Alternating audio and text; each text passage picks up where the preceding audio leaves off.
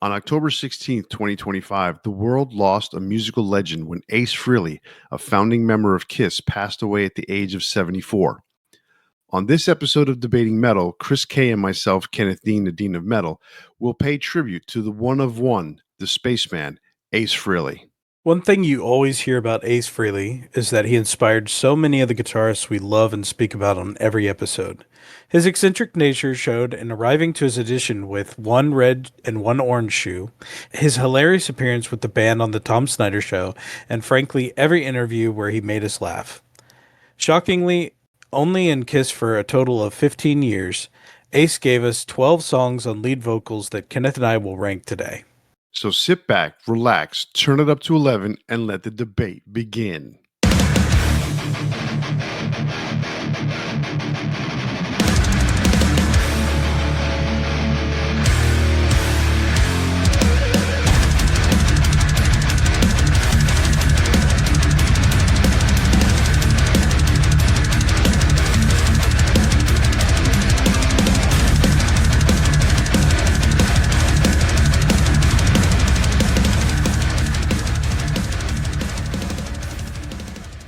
All right. Well, this is technically an unplanned episode. Again, very similar to the Ozzy episode that we did a few weeks back.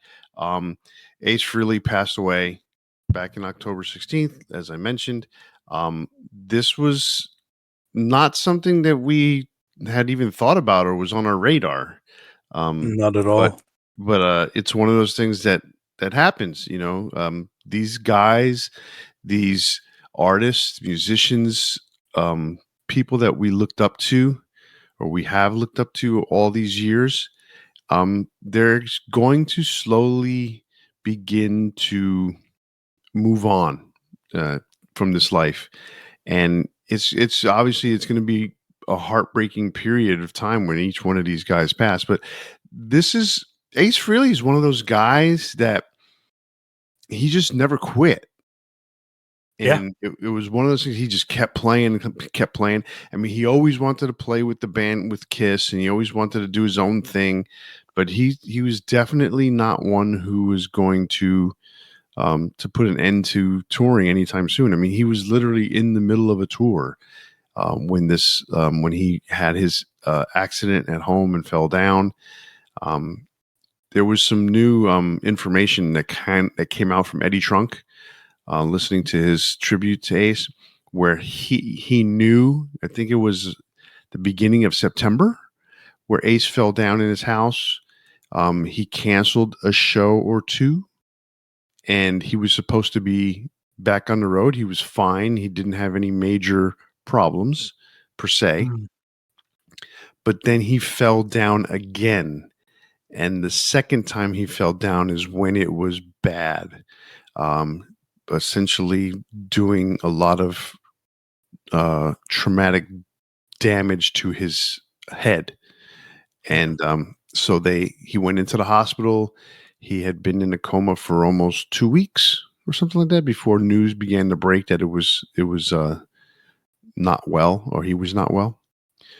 So it was something Eddie Trunk knew about this for a while, but he was so close to Ace and so close to his family that he respected their wishes to not make anything public, to the point where he actually recorded a tribute show, one all by himself, recorded a tribute show, basically kind of preparing for the worst. In anticipation, yes, in anticipation of Ace Frehley passing.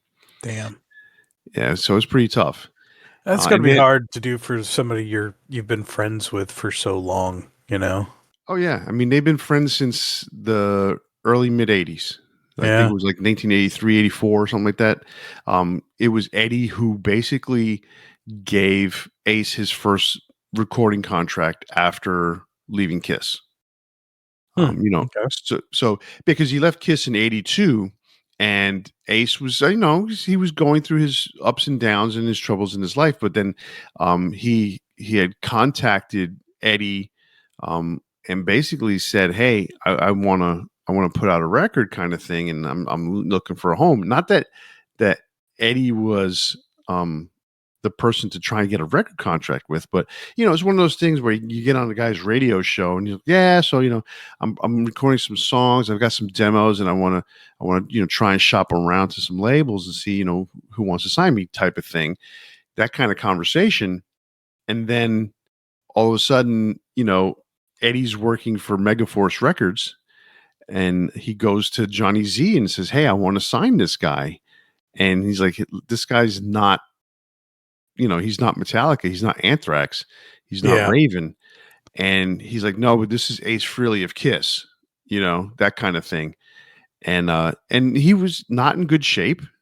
Ace was not doing well in terms of drugs and alcohol, but he was, He was a I guess risk. he was definitely a risk. He was still a little unstable in terms of his ability to, function on a normal basis. I mean, I'm not trying to put Ace down, but Ace No, it's had just it's where he was at the time. right. Yeah. So he basically, Eddie Trunk went out on a limb for him, and they put the album out. They got together. They put out Frehley's Comet, Frehley's Comet, the first solo album from Ace Frehley, that was officially, outside of Kiss, and it's a great album. I mean, there's no doubt about it. It's an absolutely great album, especially the songs that Ace sang. Ace wanted to make Frehley's Comet a different version of Kiss. He wanted an alternate singer, not just him. So that's why he had Todd Howarth do some songs, and Todd was also a songwriter. So he brought in some music himself, but the fans never really took to Todd. They never really took to Todd as the lead guy, and so even though they did a second album with Frehley's Comet called Second Sighting, it just never clicked between the fans and Todd, and the fans wanted Ace. Yeah. And so Frehley's Comet, slowly dissipated and went away, and Ace came back as a solo artist when he released Trouble Walking a few years later. Well, I mean, he went on to have a pretty prolific career. Obviously inspired a lot of people. And I mean, what did he release his newest album like last year? Was it the year before? 10,000 Volts, I think, came out in 24. Yeah. So it's 2024. I mean, every time you talk to Ace, or every time that Ace Frehley did an interview, whether it was, most of them were mostly with Eddie Trunk, but every time he did an interview, he was always talking about, my next album here and my next album there. And from 2014 on, he did put out an album every 2 years, whether it was new music or a covers album. I mean, he put out Space Invader in 2014, or Origins in 2016, Spaceman in 2018, Origins Volume 2 in 2020. Wasn't until 2020, 2024, the 10,000 Volts, there was the biggest gap. It was 4 years. But in that 4 years of time, he if you listen to him talk to whoever was interviewing, he always said, "Yeah, I'm in the studio now. I'm working on this. I'm working on Origins Volume 3, and so I think 10,000 Volts was more along the line of he got into that project with the guys from or the guy from what's that band that what was it? Steve Brown from what band was he in? Trickster. He got in. Steve Brown produced it for him, so I think it was kind of like almost like a Steve Brown project kind of thing. And PJ Farley was involved as well.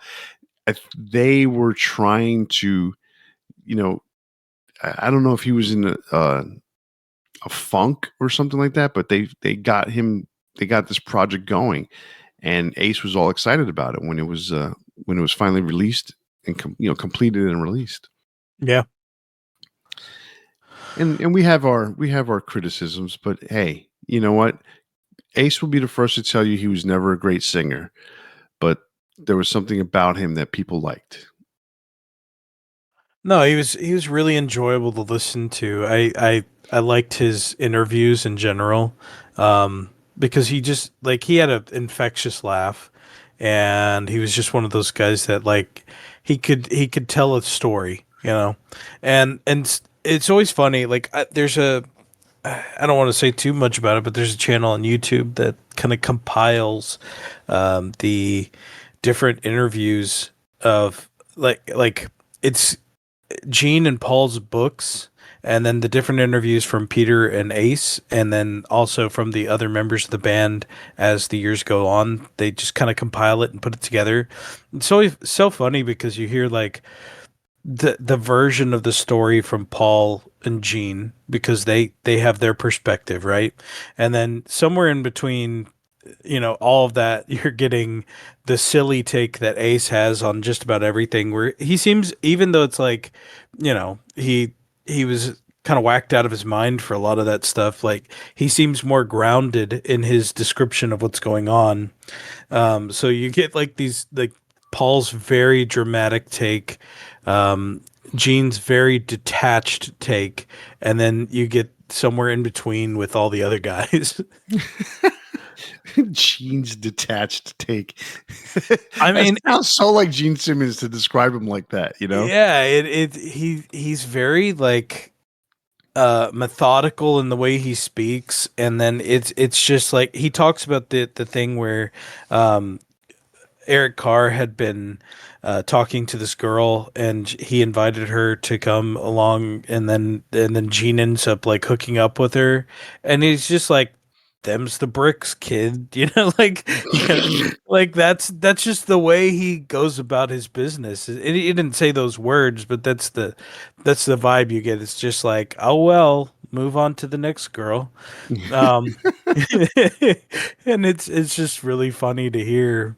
But you hear Ace talk about it, and he just comes at it from such a funny point of view. So, Yeah, he was always a character, that's for sure.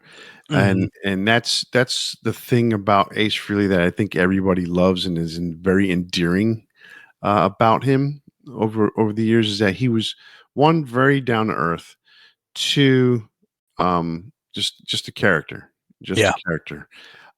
So what we're doing on this show today is we have chosen the songs that Ace sang with Kiss. Now, what we're looking at here, there's a total of 12 songs that Ace sang with Kiss. Did not necessarily write the song, but most of them are written by him. Um, and he obviously performed on every single one of these songs. But these are the songs that he sang with Kiss. Now, he sang an additional no, excuse me. He wrote an additional 7 songs with Kiss, 6 of which have vocals from either Peter, Paul, or Gene, and one of them is just a guitar song. So we did not include those songs that were written in Kiss that he did not sing, but we're choosing the songs that he did sing because of his unique voice and style. Hmm.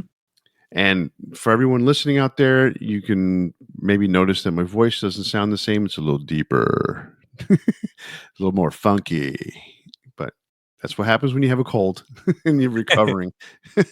So, Yeah, both of us were just sick. We actually recently saw Cavalera in concert. They were with Fear Factory and another smaller band. no fucking clue what the name of that band is.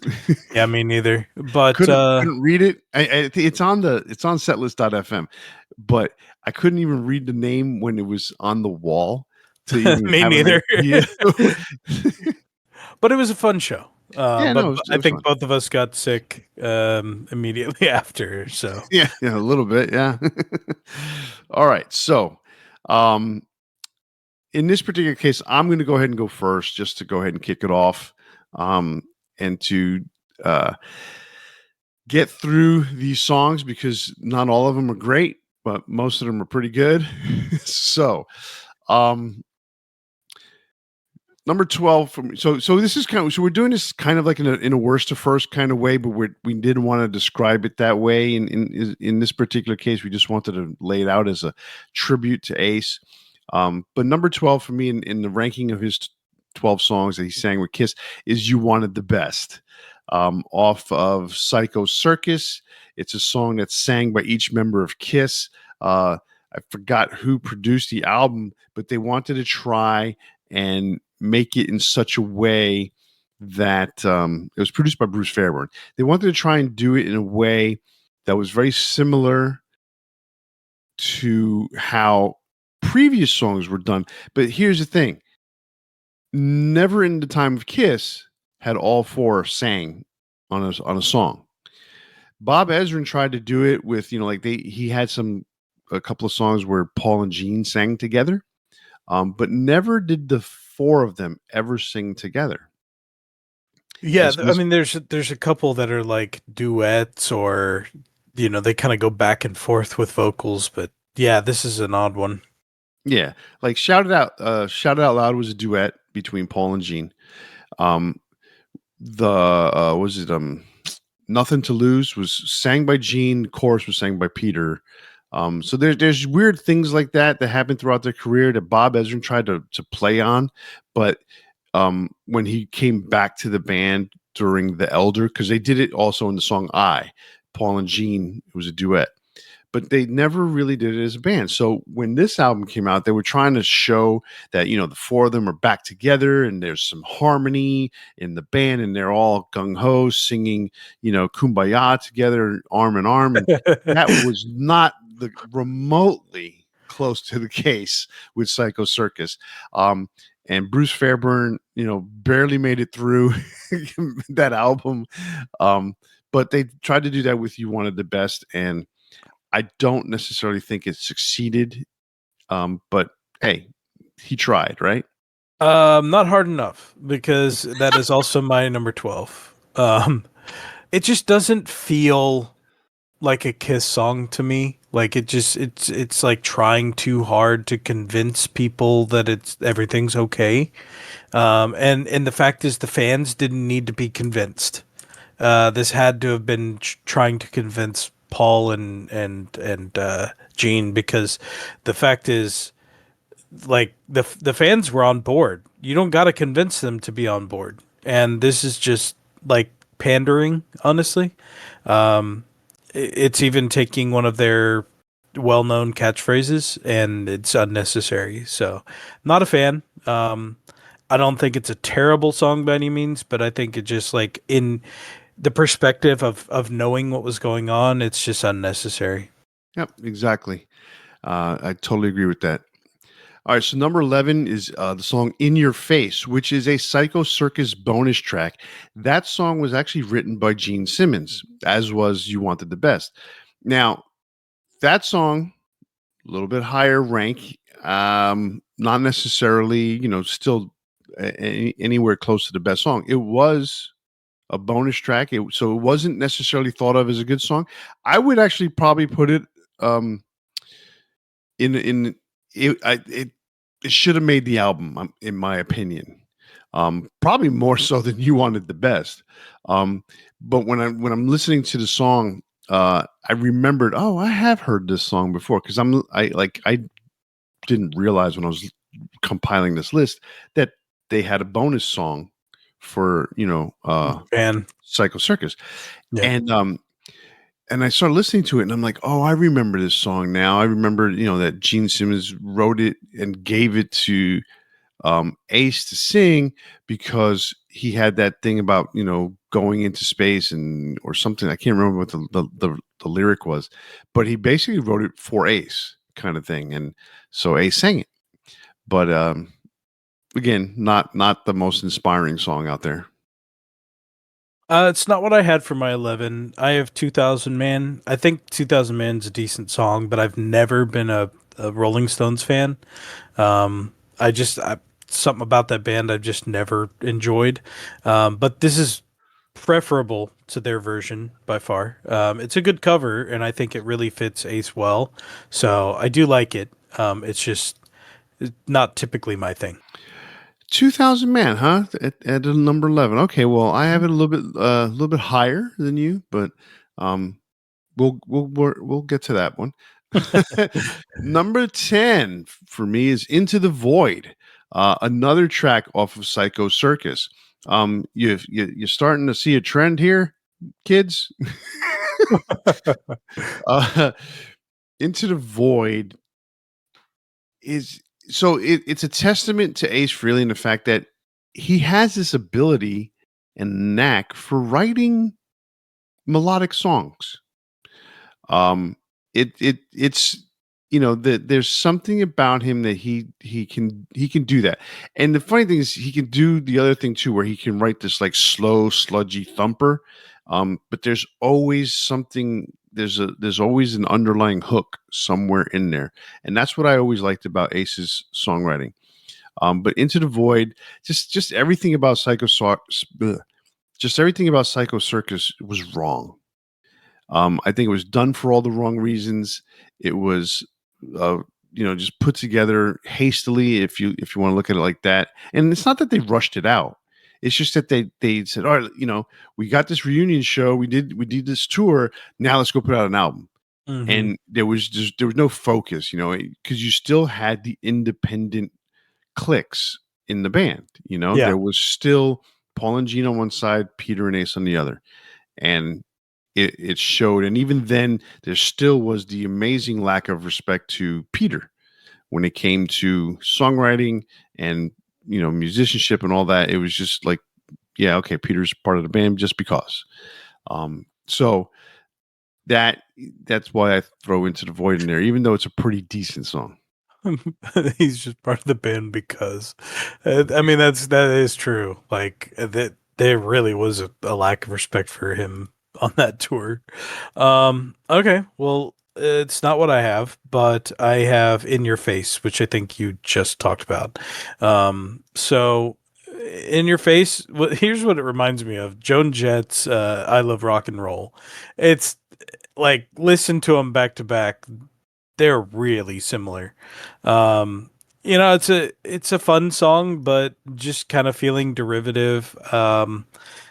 I don't feel like it really ranks higher. I could probably switch this with 2000 Men and be happy, but I put it in the order that I put it in, and that's it. There you go. It's funny you mentioned that whole thing with Joan Jett and I Love Rock and Roll, because the song "We Got Your Rock" off of Ace Frehley's was it Frehley's Comet album is technically supposed to be the follow-up song to "I Love Rock and Roll," Mm. because the same guy who wrote part of "I Love Rock and Roll," or was one of the songwriters, is a songwriter for that song. And so they were trying to do another version of "I Love Rock and Roll," and they came up with "We've Got Your Rock." But man, it's a completely different style, and nothing that I sat there and said, "Oh, you know, I nothing reminiscent," because "I Love Rock and Roll" was just such a catchy, uh, anthemic song, and "We Got Your Rock." I guess the execution of it was completely just not there. So it's an interesting fact that there's that you mentioned that, and it sounds similar. And then there was actually the song that Ace did that was supposed to actually be the follow up to that song. Yeah. All right, so number, yeah, I mean, I don't know that you song. We got no, your rock, yeah, or you got the rock, or whatever you we said. we got your rock. I don't know it. I gotta listen to it. So It's just it's just funny. All right, so number 9, Torpedo Girl from Unmasked.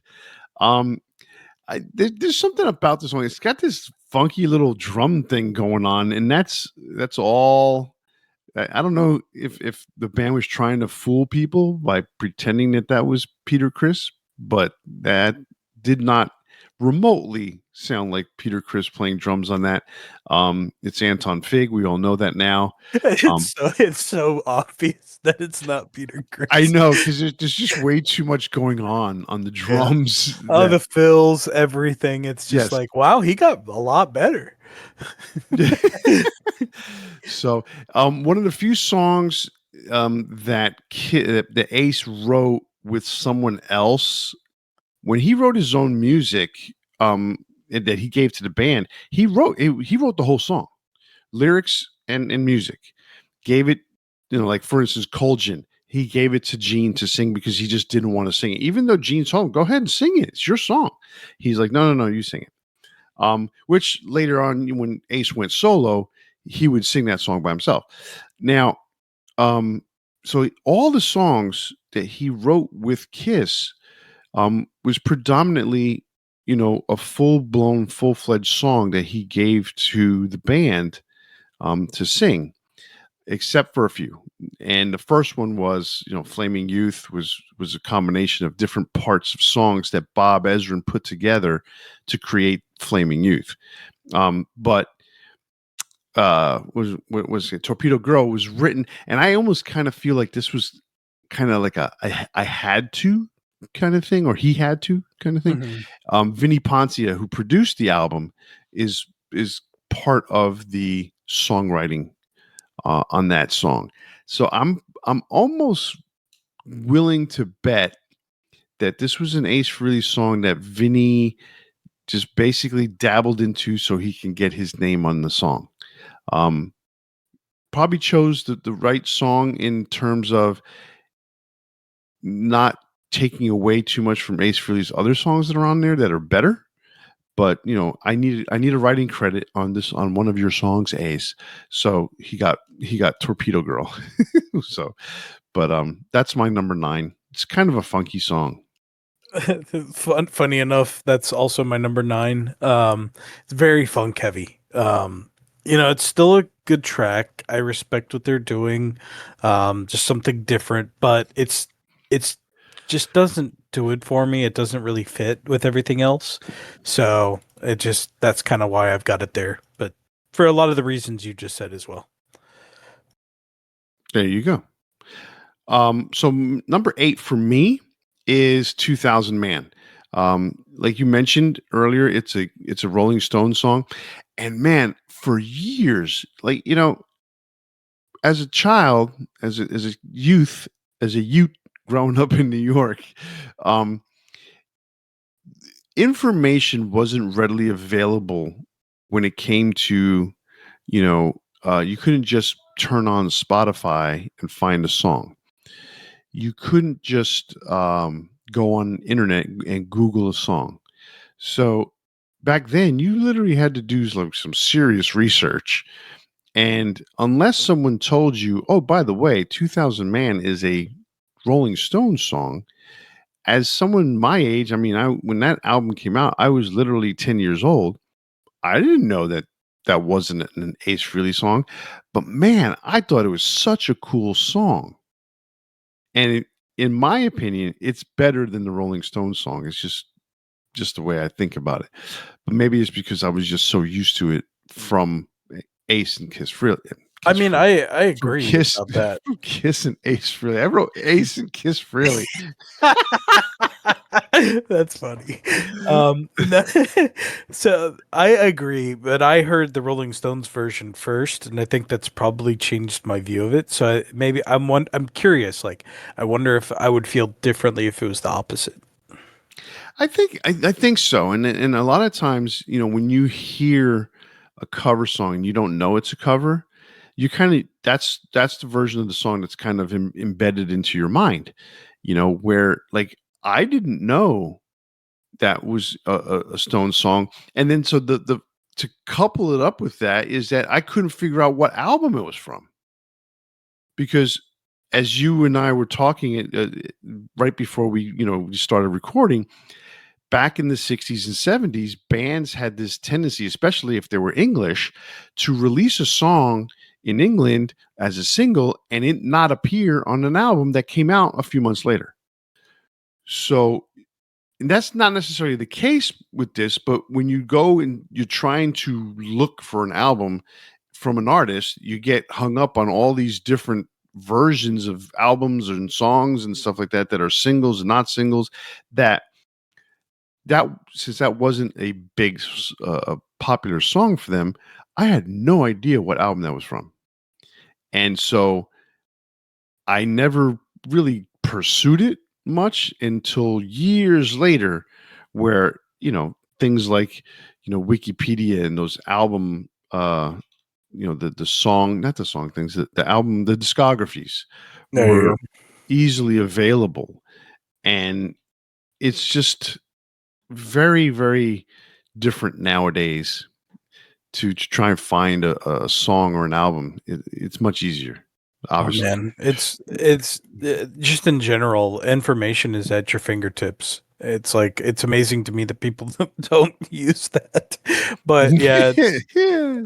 it's all out there. But yeah, I mean, it's so cool having this information now, like kind of what we mentioned like earlier, where um, you get these stories now that at the time, obviously they had an image they were trying to almost like Kiss is like the equivalent to like wrestling when it comes to music because it's like they kept kayfabe, on everything. So it's just interesting, how the stories have now come out in so many ways. Oh, when you said kayfabe, I was thinking kayfabe, right? And then when you said it, it like just made so much sense. Hmm. Like they're just trying to keep up this. I mean, it's a facade, it's a charade, Yeah. literally, because there were so many things that they did that never really you didn't understand it. And you nowadays, let's just say there was a mystery to the band nowadays, right? Hmm. Even now, it is more, it's easier to find out, oh, wait a second, that doesn't sound like what it's supposed to sound like. That doesn't sound like Ace playing guitar. That doesn't sound like Peter playing the drums. You could not pull that off today. And not just because there's Google, but because I think there's a more of a discerning ear for certain things, and then there's that the desire to question it more so than before. Like people really didn't question the fact, oh, why does this guitar song, why does this guitar solo not sound like something that you know Ace really did? I think It's in it. certain instruments for sure, but like I don't know. Maybe with metalheads it's different, but there's a lot of people who don't even like they don't know anything about any of the people putting together the music. Like there's so much shit that sounds exactly the same, and they don't care where it came from. So I mean, it's like the same four writers writing every pop song today. So yeah, no, I that's so hard to say. But I hear so many drum beats and so many loops and stuff like that. I'm like, oh, that all sounds familiar. Geez, it's all Billy Squire. But yeah. it's one of these things that a lot in that genre of the world, people don't care as much. But Hmm. there's this mentality in metal and hard rock and stuff that it belongs to us, right? Yeah. That band belongs to us. So why is that band, where those four guys or those five guys that are my guys, why are they using someone from the outside? Why is someone else playing guitar? But what's funny is there's a lot of bands, like for instance, it became really popular um in the late 90s, early 2000s, like when Soulfly, when Max did that, he always had a guest, right? And I think the disillusion of the record industry has now allowed that to happen more and more, because before you had to guest on an album and you had to have credit with the record company's permission. Hmm. Like let's say Steve Souza shows up on a Testament album, right? Well, Steve Souza was signed to, let's say, he was still part of Exodus, right? So they're signed to Combat Records, I think it was, right? And Testament's on Atlantic. So if they did a solo, if they did a duet, it would say, Steve Souza appears courtesy of Combat Records, right? And they had Hmm. to have permission. Okay. Nowadays, it's so not like that because most of these bands don't have record contracts that are like like very hard to break. They don't have the very stringent uh, rules that they can't do certain things because so many bands are on so many people are on so many different bands. Look at like what's his face, Mike Portnoy. You can't put him on a record label and expect him to appear by himself. He would, he's on like 9,000 different bands, Yeah. and they all release something, at the same time. Yeah, pretty much. He's competing with himself. All right, so what's your number 8? All right, so my number 8 is Two Sides of the Coin. It's such a different kind of softer song. I think Unmasked is just kind of a odd album because of what was going on at the time with you know, Peter basically being non-existent and just the direction of where things are going. So it's just like it's funny, like you said, like the drumming's just mysteriously better. it's it's so funny. I think the guitars work really well together. There's something in the background that I really like as far as the way that the Paul and Ace harmonize a little bit. It's kind of like one of those things that's a little under the radar that I think unless you're looking for it, you probably don't notice. But it's not the typical solo either, and I think it's a really good song. Like I know I'm putting it at 8, but that just means like the stuff ahead of it is better to me. So Oh, cool. Well, I agree with you, and I have it as my number 7. Um, Two sides of the coin, man. When I was younger, and after discovering, so now mind you, I became a Kiss fan in '77. Um, the solo albums come out, and I really like Ace's, and I really like Paul's. Um, and it's funny because I listen to Paul's, I listen to Ace's, and I listen to Gene's, and I hardly ever listen to Peter's, but I did listen to a few songs. But the ones I listened to the most, now that I think about it, was Gene's and Ace's. Although I really, later, like shortly thereafter, like Paul's really stood out for me. But obviously Aces was just damn. It was so much far and away better than the rest of the bands. oh yeah. So with that said, like every time, when Dynasty comes out, I'm like, oh cool, it's got 3 songs by Ace Frehley. After listening to it, you're like, yeah, this is Ace.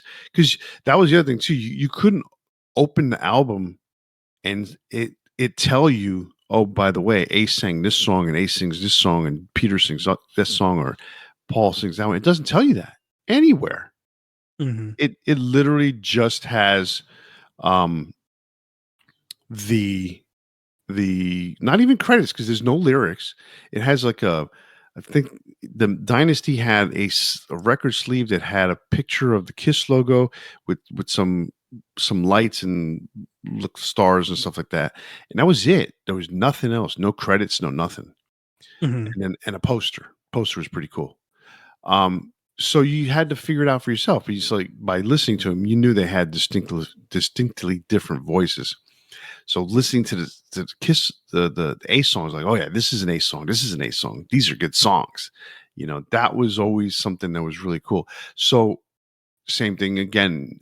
Unmasked some comes out and like, all right, which song is Ace's? Which song is Gene's? And which song is Paul's?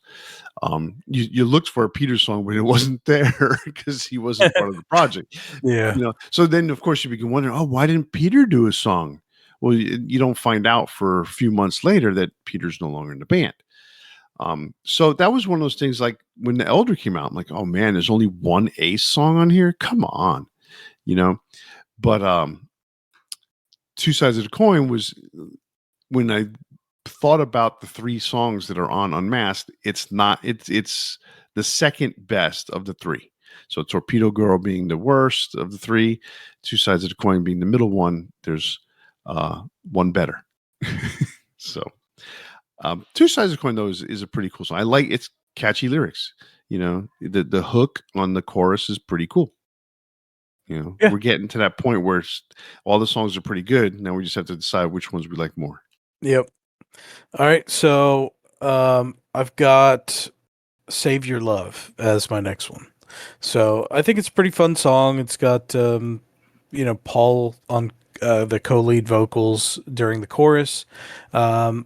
It really kind of highlights that like Ace really made this album for me. Like this band is going through some turmoil, and um, obviously, there's a big part of it is Ace has made a big difference there. So I think for me, it's a little better than Torpedo Girl for sure. I think that's probably the weakest one, and maybe I don't know if it's most people's opinion, but it just because it feels so weird. This one at least still feels like a Kiss song. Yeah, no, absolutely. Save Your Love is a pretty cool song, although it's not my number 6. So Gotcha. we'll get there. Number 6 to me is Talk to Me. Um, the third in of the trilogy of songs that are on Unmasked. And I'm not doing this in it's funny because I did throw in 2000 Man, but I'm not doing this in the group of the albums. It just happens to work out that way.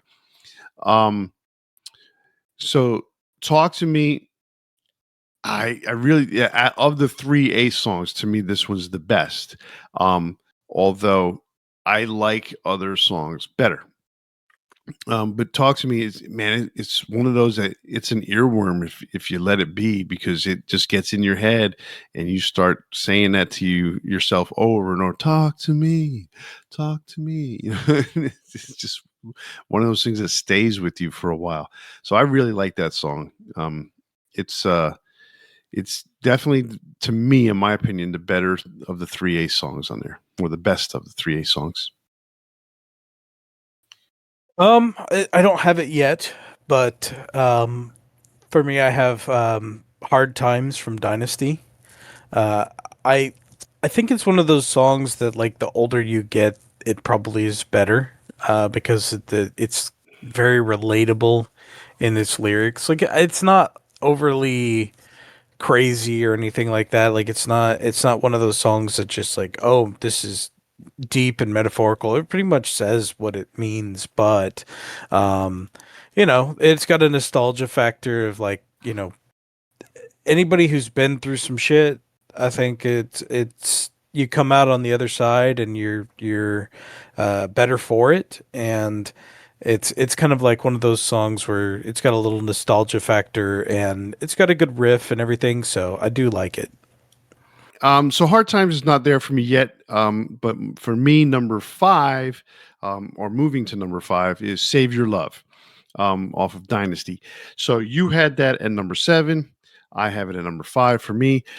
It's I like that song a lot. It is one of those that, again, growing up listening to that album over and over and over again.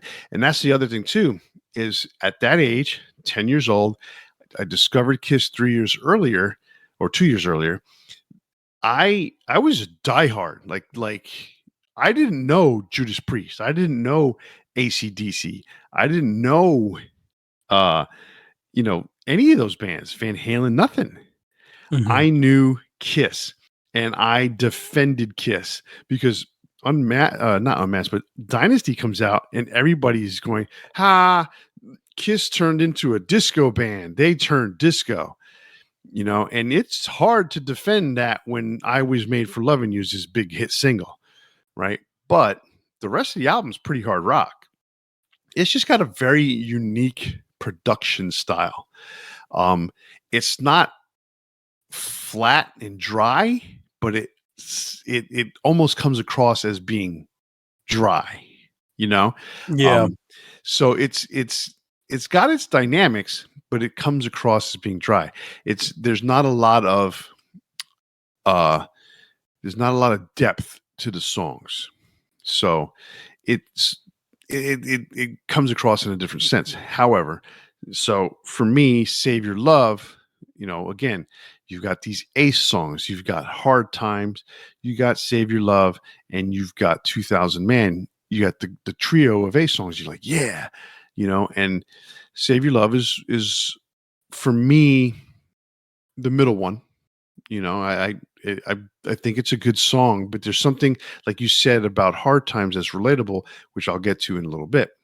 Mhm. So that's my number five.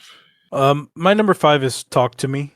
Um, it's one of those songs that like it it is very different than a lot of the stuff they did. And but I think what draws it to me is it's kind of similar to stuff that bands that would be inspired by, you know, really bands of this era would do later on. So it's got some like Beatles-esque qualities to it. I'm not saying exactly. I'm just saying it's got some similarity there.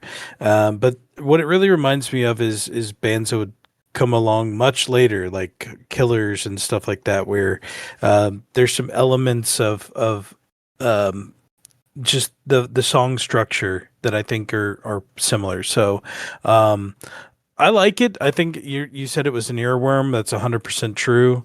It's very different than a lot of their other stuff, and I think Unmasked was a good time to experiment because of what was going on. So it works for me, and I've got four better songs, but this one's fun for me. That's cool. You said something about Unmasked being kind of almost experimental. So, so the thing is, and obviously, as a kid, I don't know this because you just hear what you hear, and you only have so much knowledge to that point of things. I wasn't a recording engineer and had no plans on it at the time, but you realize like these songs, if they're produced differently, uh, these could have been so much better.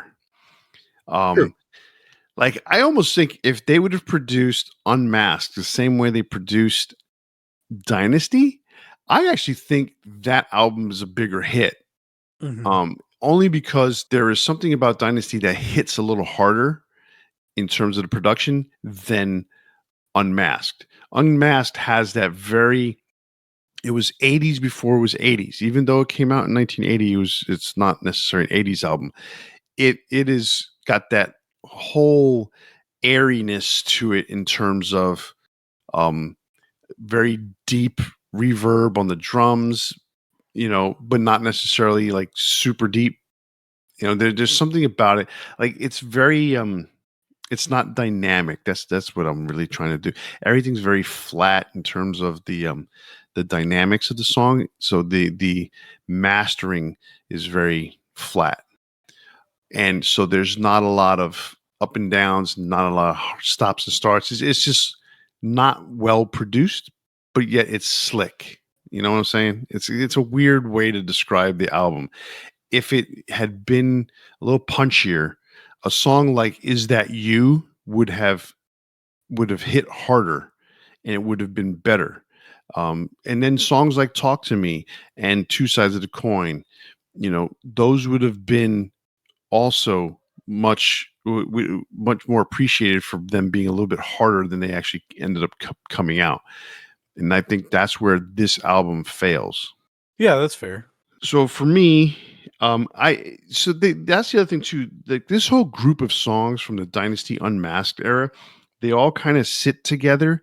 And today I might feel like this song is better than that song, and then tomorrow I was like, I should have put this one in this place and that one in that place because they just all because they were written around the same time period. They all came out within a year of each other.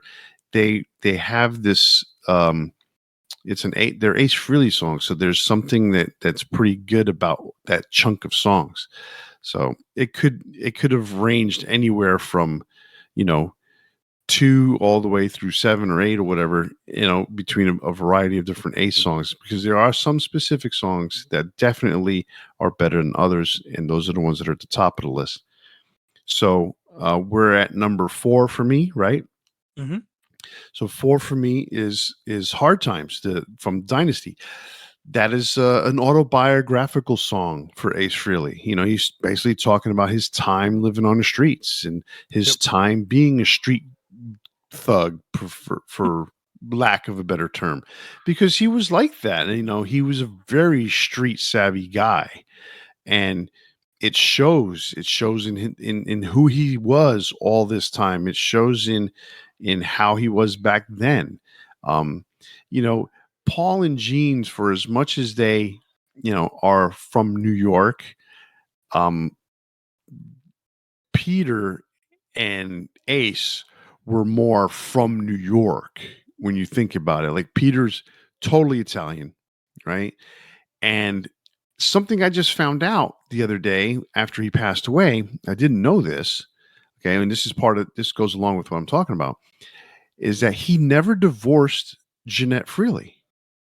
You saying Ace because you said Ace. Peter. You Well, said Peter was very Italian, and then he never. right.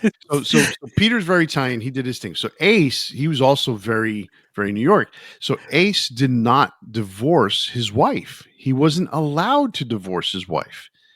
He wasn't given the option to divorce his wife. He was told by certain people that he could not divorce his wife. So this entire time, from the early 80s all the way until now to his passing, he was still technically married to Jeanette. So, And what do you mean he was told by certain people, like just like she would never sign the documents, or apparently Jeanette's connected to oh, certain I follow folks, you. Okay. in the New York area, certain families in the New York area. Mm. So Ace was told, you're not going to get a divorce. You know what I'm saying? Yeah, pretty So, much. Yeah. or you're going to Oof. end up swimming with the fishes. So, so he never got divorced. So he had girlfriends, because they are definitely and were definitely estranged. But yeah. So it was kind of weird for me, because when he passed away, like Gene or Paul or something like that, said, "Oh, and I wish the family the best. I hope that I know this is a trying time for Jeanette and Monique being his daughter." And I'm like, how come no one's talking about the girlfriend? And apparently he broke up with her recently, the one that basically had been, helping him out the last few years. And so it's like, no, how come no one's talking about anybody else but Jeanette and Monique, and I guess his sister and his brother or whatever.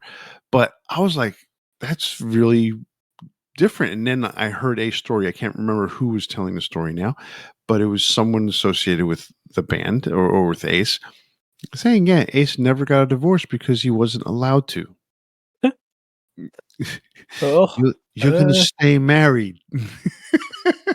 well, it's not like they like were making it seem that they were together or something. So that's the weird part. Is it like they weren't allowed to get married? I mean, divorced, but at the same time, there was never any illusion that they were together. So No. I mean, and strange. realistically, back in those days, especially like when you look at let's say, not that the Godfather took place in the 70s, because the Godfather technically took place in the what 40s, 30s, 40s, and 50s kind of era.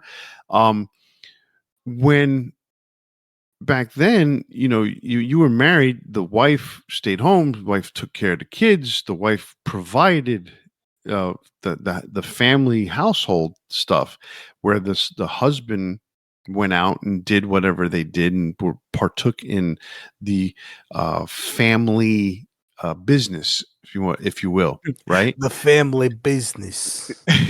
And so um if the husband had a girlfriend, everybody knew it.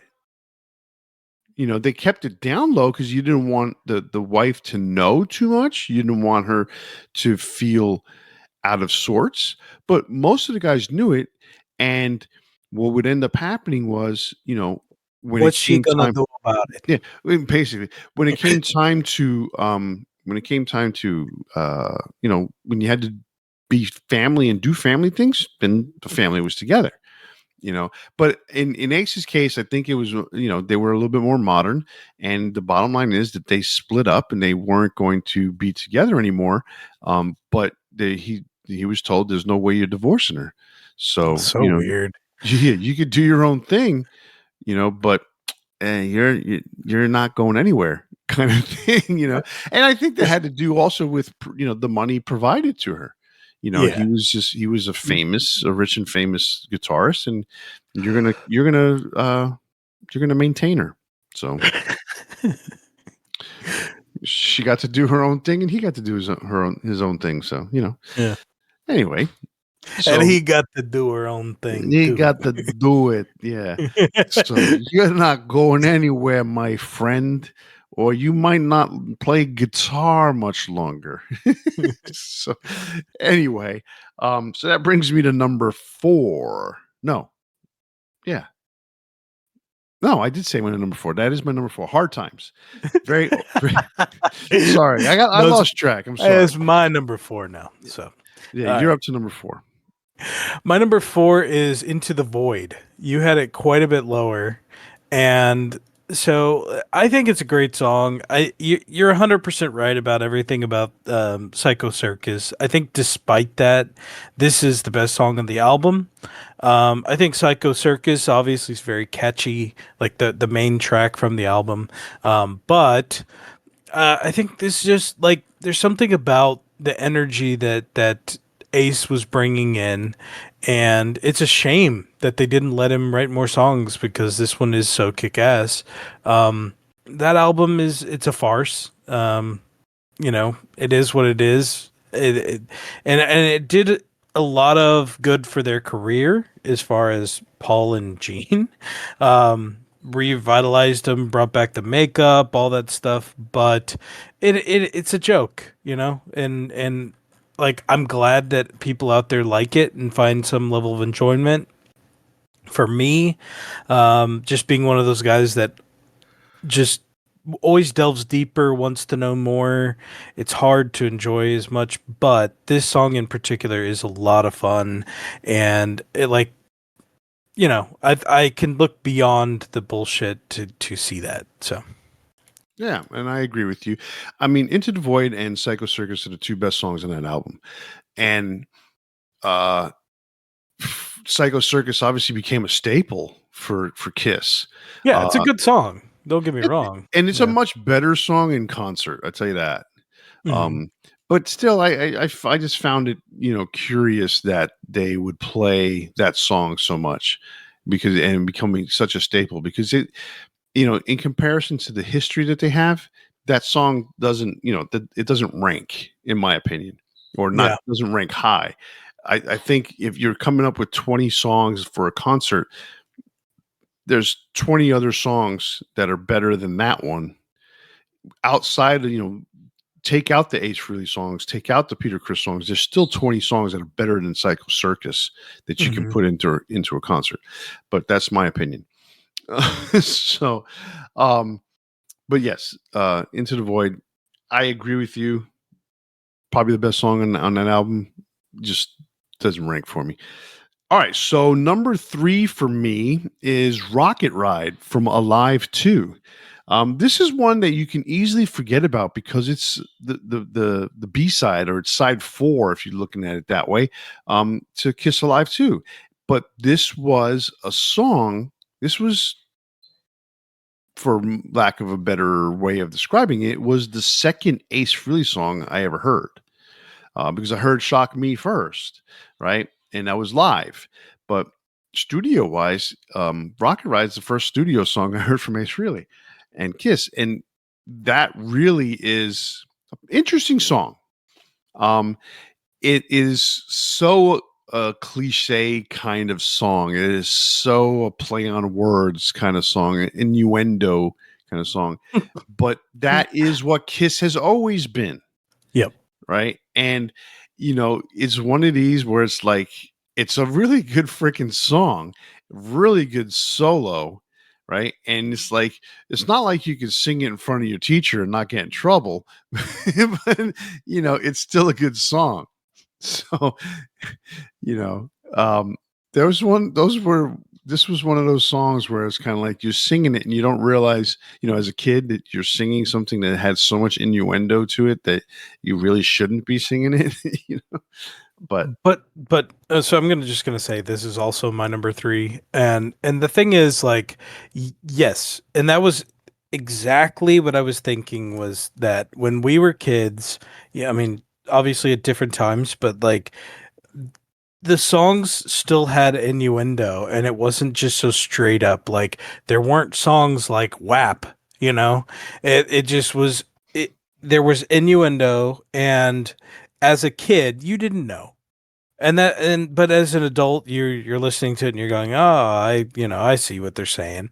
And so I kind of miss that time when the lyrics were, they're obvious, but at the same time, if you're innocent, then they're not. Let's go back to that time. Let's stop, singing about wet ass pussy. So um fuck that shit. Like, sorry, rant over. But this song's a lot of fun. I love the distortion. I love the riff. It's one of the solos that I think like really really works. So yeah, you're right. It's one that can be overlooked because of what album it's on. But it like I think Kiss fans know it. So good stuff. yeah, very good stuff. Okay, so we're up to the top two songs from Ace Frehley and Kiss. Number two for me is Dark Light from Music from the Elder. Um, to me, this is one of the shining lights of the Elder album. It's the Ace song. Ace wanted to have a hard rock album, and Kiss wanted to do this um, concept record. Eric Carr wanted a hard rock album, but Paul and Gene obviously were overriding both of those guys. Dark Light, it was his one contribution to the band for that album, and it smokes. It is just an awesome, awesome song. Uh, I really like the fact, like when I listened to it back when I was younger, there was something about the song. And I'm like listening to the guitar solo. I'm like, wait a second, that guitar solo sounds really familiar, or parts of it at least. And I figured out that it's got a very similar portion of it that is reminiscent of Parasite, or the guitar solo in Parasite, back off of Hotter Than Hell. And I listened to it again this morning. I'm like, oh, yep, that's right. It was Parasite. Um, so if you want to think about it, you can think about it in a negative way, in that Ace at this point was going through the motions with Kiss, and he wasn't coming up with anything creative in terms of the guitar solo. Or you can come out and you can say the positive and say this song is probably the best song on the album, arguably, and the guitar solo just rips. Right? You could look at it that way. I like to choose the fact that, and I've had my time of being negative about it. I like to look at the fact that, you know what, this song was really fucking good, and the guitar solo is really good. So I don't want to look at the negative side of it. No, I'm with you there. It's my number two as well. I think and we did a Kiss worst to first a long time ago where I listened to every album and every song for probably the first time, a lot of it, and I was very surprised by this album. I thought it was actually a lot of fun. It was very good. But I totally that by that same token understood why people might not like it because it is so different, and I'm coming in well after the fact, whereas if you're a diehard Kiss fan listening at the time, I I can totally understand like how it would throw you off. So um yeah, I mean, I think it's a lot of fun. It's Ace's contribution on the album, like you said, which I think um, he probably wasn't too into as a whole. It wasn't long after this that he left the band, so there's probably some element of that just starting to check out. But this song really works well. It does. It obviously it fits into the whole theme of the album, so that's the good thing.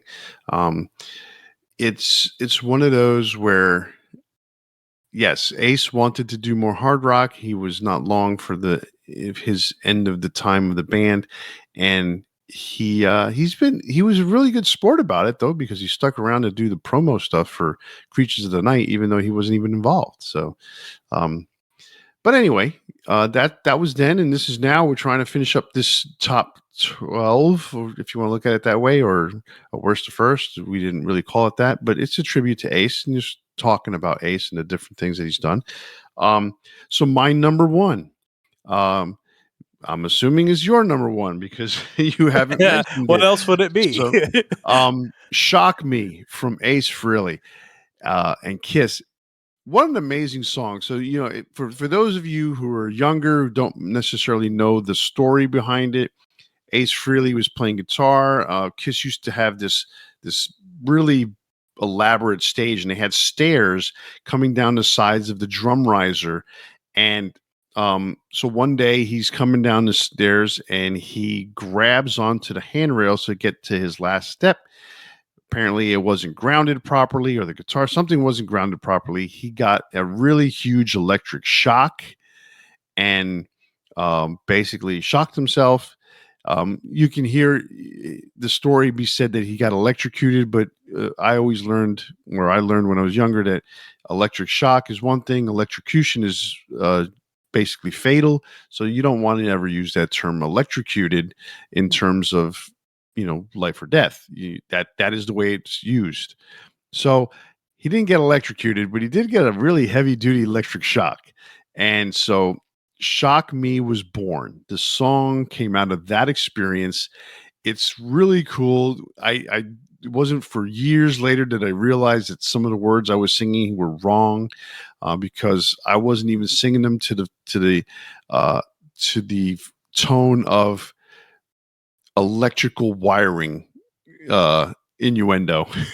you Yeah. know so it's such a cool song, and then the best part about the song is the most amazing and my favorite guitar solo from Ace Frehley ever is on Shock Me.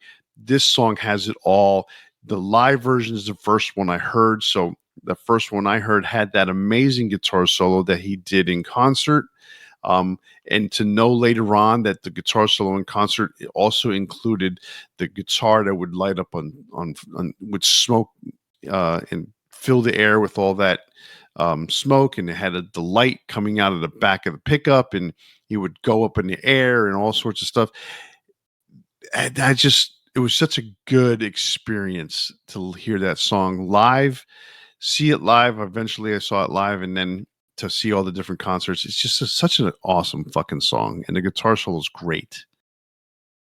Yeah, I mean, I think you covered most of it. I mean, there's just something special about it because maybe it's because it's Ace's first vocals. That he's putting a lot of effort into it. The production's really good. Like there's there's a lot more effort being put into it than some of the stuff that would follow. I don't know. It's just there's something like just magic about it, I guess. You're right. Like the live stuff, I never saw it personally, so I don't have that experience. But you can see videos at least, and there's something really cool about that time period for the band. Without a doubt, I think it's like the song that would be associated with Ace, and so I think it for I was looking at it. There's probably some songs that I will go to a little more, personally, but you like there's just some songs that are just undeniably just better. You know, it may not be your favorite, but there's just so like you get what I'm saying. Like it's not like there's just something like just perfectly done about them that they're just undeniable. Oh yeah, yeah, and this one is one of those. I mean, everything clicked. The Mhm. guitar solo was awesome. The performance was really good. The production from Eddie Kramer was really good. I mean, the Yeah. guitar solo. The cool thing about the guitar solo, and something that Eddie Trunk had mentioned a lot about Ace Frehley's guitar solos. Ace Frehley's solos were songs within a song. So they were a song. You could hum his guitar solos to any of the Kiss songs and solo songs because they were so good and they were so just memorable and melodic that like this one. I can air guitar this guitar solo on this song like I was the one who wrote it because it's just so good and memorable to me that it doesn't matter when I listen to it, I remember the guitar solo. Yeah. And it's just so fucking cool to me. And that's one of those and there's lots of songs like that. I mean, like it's comparable to like, in the hard rock, not the rock realm, but the hard rock realm, in the rock realm in general, how people love the guitar solo to Hotel California, or how they the Allman Brothers and stuff like that. There's these, or what's the one, Leonard Skinner, Sweet Home Alabama, or Mhm. Freebird specifically. You know, that guitar solo on Freebird and the one on Hotel California, they're just so memorable. And people, the world just knows those guitar solos. In the terms of hard rock and heavy metal, Ace Frehley's solo in Shock Me on Kiss's Love Gun album is that solo, in my Yeah. opinion. And there's a few others out there, but this one really takes the cake, and that's why it's my number one song and your number one song as well. Yeah, that is correct. It's just fun. I was just thinking about like how you said like, well, I guess it's your number one as well because Yeah, yeah. yeah. Um so as I mentioned earlier in the episode, um Ace Frehley also wrote a bunch of songs for Kiss. So he wrote some really good songs for Kiss, and one of them is a staple off the first album, Cold Gin. I mean, if you think about it in those terms, I mean, Gene Simmons was never a drinker, but yet he's singing a song about drinking. That's an Ace Frehley song. Parasite, Ace Frehley song, sung by Gene Simmons. Um, Coming Home, Strange Ways, Getaway, and Flaming Youth all had contributions. They were all songs written um, by by Ace. Coming Home was co-written with Paul, and Flaming Youth, like I mentioned earlier, was a combination of stuff that Bob Ezrin put together. The biggest one that's not mentioned, or that I haven't mentioned to this point, is a beautiful guitar. I don't want to call it a guitar solo, but I guess it is a guitar solo. It's just an intro to Rock Bottom. Um, that very layered, very well produced, very good sounding guitar intro is absolutely amazing. And it's one of those things that kind of later on inspired Ace to do Fractured and Fractured 2 on his solo albums. The intro to Rock Bottom is just such a good song. It's such a good little guitar thing that they even put it on double platinum by itself in the middle of the album. They don't even like. It's really weird. It's very very low in the mix, but yet, and they did, I think, a shorter version of it or something like that. But it's kind of like disappears in double platinum, but it's in there somewhere. So, Mm. what else you got to say about Ace? I mean, is there anything that you have? I know you're not or weren't a big Kiss fan in general, but coming into them now recently, is there anything about Ace that stands out to you? I mean, we talked about like our favorite Kiss members and stuff like that. He's pretty high up there because, um, I mean, I would probably say he's my favorite because, I don't know, I just like his personality.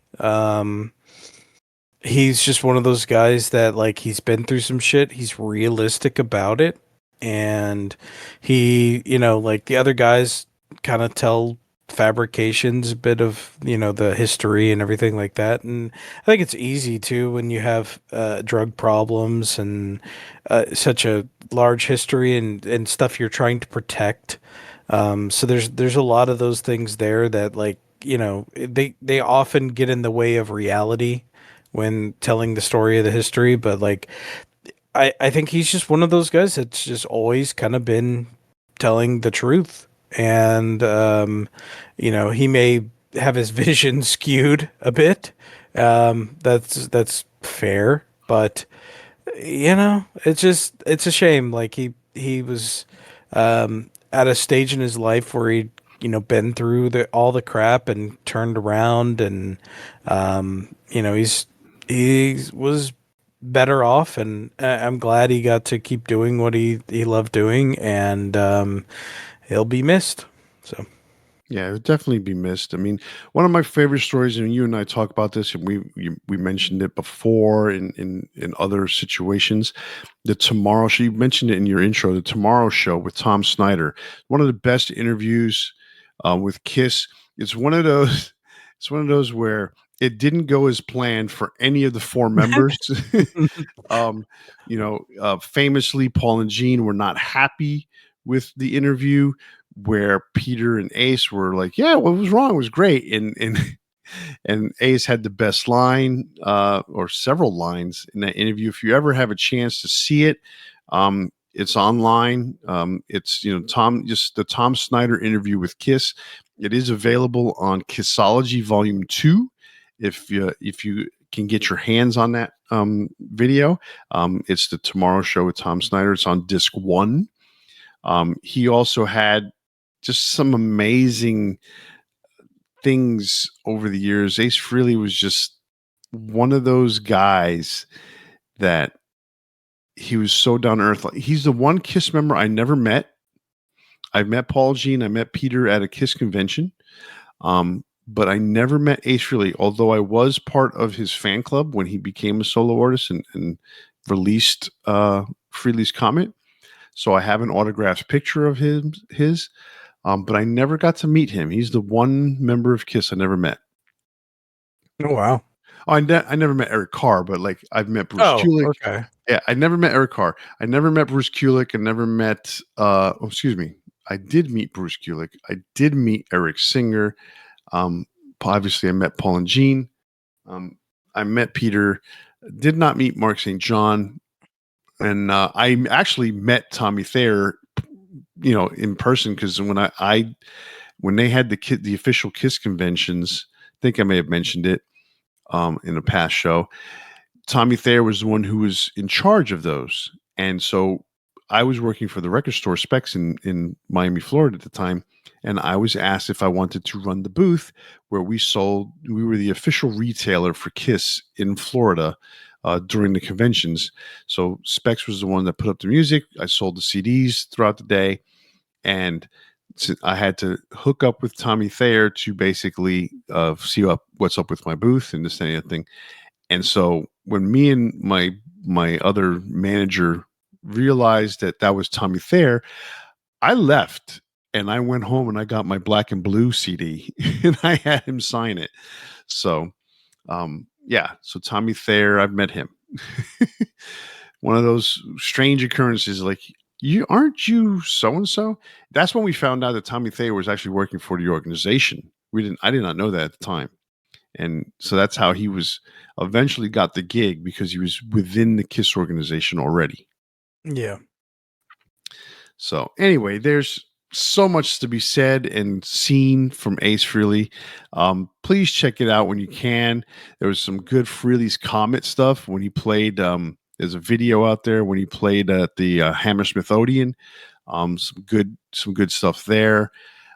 Recent stuff. I was part of the tour that him and Peter Criss did together. I saw that back in the day, mid 90s or something like that, right before the reunion, if you would, somewhere around there. So it was some cool stuff, man. His passing didn't hit me right away. I was out that night when he passed. That was the night we went to the concert, the Cavalera concert. Yeah. And so, You're trying to focus on what we're doing and be present, yeah, and at the same time, like sometimes it just takes a day or so before the reality hits you on things.